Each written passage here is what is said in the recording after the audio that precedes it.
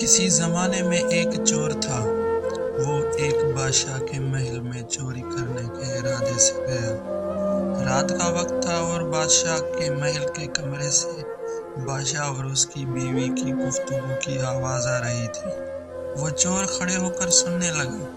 چور نے سنا کہ بادشاہ اپنی بیوی سے کہہ رہا ہے کہ میں اپنی بیٹی کی شادی ایسے آدمی سے کروں گا جو نہایت متقی اور پرہیزگار ہو، بہت اللہ والا ہو۔ جب چور یہ بات سن رہا تھا تو اس کے دل میں خیال آیا کہ کیوں نہ میں کچھ ایسا بن کر دکھاؤں کہ بادشاہ میرے ہی ساتھ شہزادی کی شادی کر دے۔ دل میں ایک حرص پیدا ہو گئی۔ اب وہ چوری کرنا بھول گیا لیکن دھوکہ دینے پر اتر آیا۔ گھر جا کر بہت دیر تک سوچنے لگا کہ کس طرح میں اس بات میں کامیاب ہو سکتا ہوں۔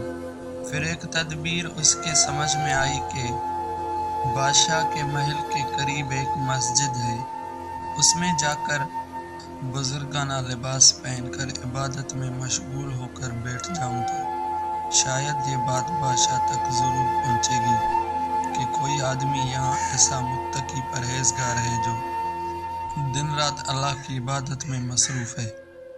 ہو سکتا ہے کہ بادشاہ کی نگاہ میرے اوپر پڑ جائے اور میری شہزادی سے شادی کے لیے راضی ہو جائے۔ یہ اس چور کا ایک نہایت حقیر اور ذلیل دنیاوی مقصد تھا جس کے لیے اس نے یہ ارادہ کیا۔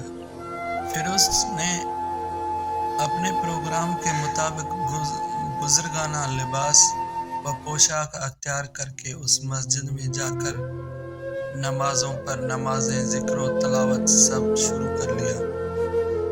دن گزرتے رہے اور لوگوں میں شہرت ہوتی گئی کہ کوئی اللہ کے بہت بڑے ولی یہاں آ گئے ہیں جو دن رات عبادت کرتے ہیں۔ یہاں تک کہ یہ بات بادشاہ تک پہنچ گئی کہ یہاں کوئی اللہ والے آ کر بیٹھے ہیں جو عبادت میں لاجواب، تقویٰ و طہارت میں بے نظر۔ جب بادشاہ کو یہ بات معلوم ہوئی تو انہوں نے اپنے ارادے کے مطابق غور و فکر شروع کر دیا کہ شہزادی کے متعلق جو سوچا تھا اس کے لیے اسی کا انتخاب کیوں نہ کر لیا جائے۔ بادشاہ نے اس سلسلے میں گفتگو کے لیے وزیر کو بھیجا۔ وزیر اس شخص کے پاس مسجد پہنچا اور آداب بول کر اس سے کہا کہ میں آپ کی خدمت میں بادشاہ کی طرف سے ایک پیغام لے کر آیا ہوں۔ اس نے پوچھا کہ کیا پیغام ہے؟ وزیر نے بتایا کہ بادشاہ نے کئی سال پہلے یہ فیصلہ کر لیا تھا کہ وہ اپنی بیٹی کا نکاح ایک ایسے شخص سے کریں گے جو بڑا متقی و پرہیزگار ہو، اللہ والا ہو، اور وہ اس کی تلاش میں تھے۔ لہٰذا بادشاہ نے مجھے بھیجا ہے کہ اس سلسلے میں میں آپ سے گفتگو کروں۔ یہ شخص جو دراصل اسی تمنا و آرزو میں یہاں آ کر بیٹھا تھا، بہت دیر تک وزیر کی گفتگو سنتا رہا۔ اس کے بعد اس کی آنکھوں میں آنسو جاری ہو گئے۔ وزیر نے پوچھا کہ کیا بات ہے؟ تو کہنے لگا کہ آج جو پیغام لے کر آپ آئے ہیں یہ پیغام مجھے منظور نہیں ہے۔ وزیر نے کہا کہ کیوں منظور نہیں؟ اس شخص نے کہا کہ دیکھیے، میں صاف صاف بات آپ کو بتاتا ہوں کہ میں اصل میں ایک چور تھا اور ایک مرتبہ بادشاہ کے محل میں چوری کے ارادے سے گیا تھا۔